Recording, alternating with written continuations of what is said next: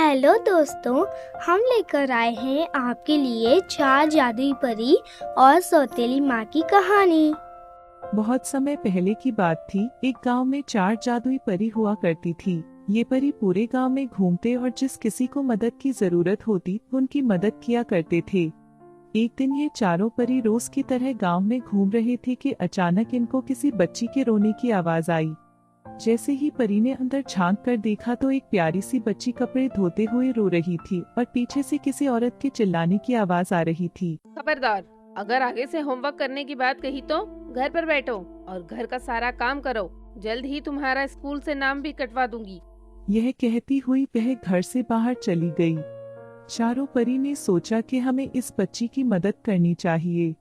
फिर क्या था, उनमें से एक परी बिल्ली में बदल गई और रसोई में रखा दूध पीने लगी। जैसे ही लड़की ने बर्तन गिरने की आवाज सुनी तो वह भागकर रसोई में गई और बिल्ली को देखकर बोली, रुक जा बिल्ली, चोरी मत कर, मैं तुझे अलग से दूध दे देती हूँ। अगर मेरी माँ को पता चल गया कि बिल्ली ने दूध झूठा किया है तो पता नहीं बिना सोचे समझे वो क्या सजा दे दी मुझे।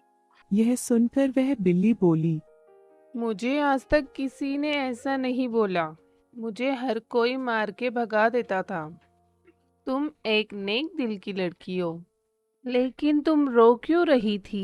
ये पर लड़की ने दुखी चेहरा बनाते हुए बोला, मेरा नाम शाइनी है और ये मेरी असली माँ नहीं है। ये मेरी सौतेली माँ है। मेरे पापा काम से अक्सर बाहर रहते हैं।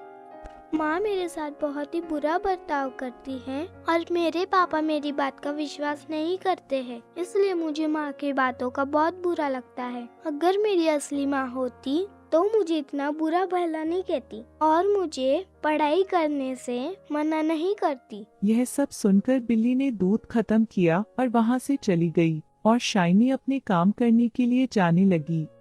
जैसे ही उसने दूसरे कमरे में प्रवेश किया, उसने देखा कि सारा कमरा एकदम साफ था। कपड़े धुलकर प्रेस किए हुए पड़े थे। कमरा एकदम साफ था। ये देखकर शाइनी ने बाकी के कमरों की भी सफाई कर डाली। कुछ समय बाद जब उसकी माँ आई तो घर का बदला रूप देखकर वह हैरान रह गई। उसे विश्वास ही नहीं हुआ कि ये सब इतने कम समय में कैसे हो सकता है।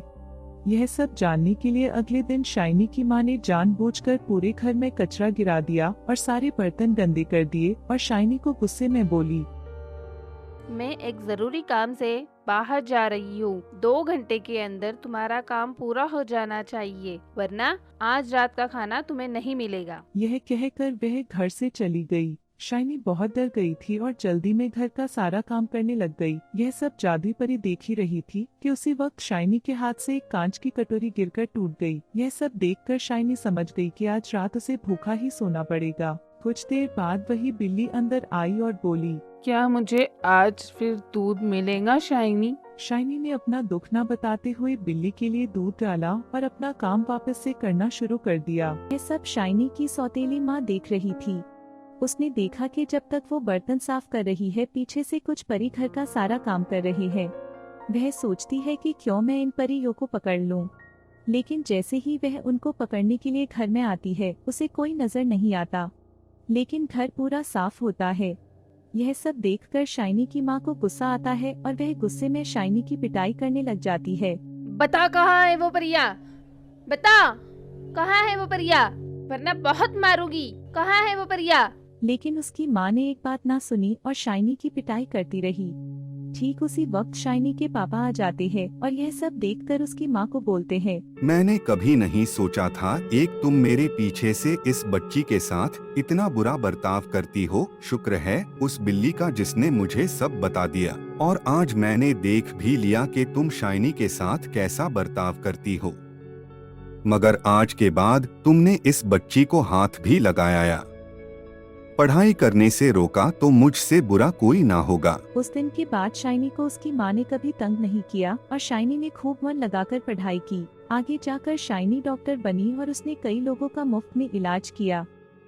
हेलो फ्रेंड्स, आपको हमारी कहानी कैसे लगी? प्लीज लाइक कीजिए, हमारे चैनल को सब्सक्राइब कीजिए।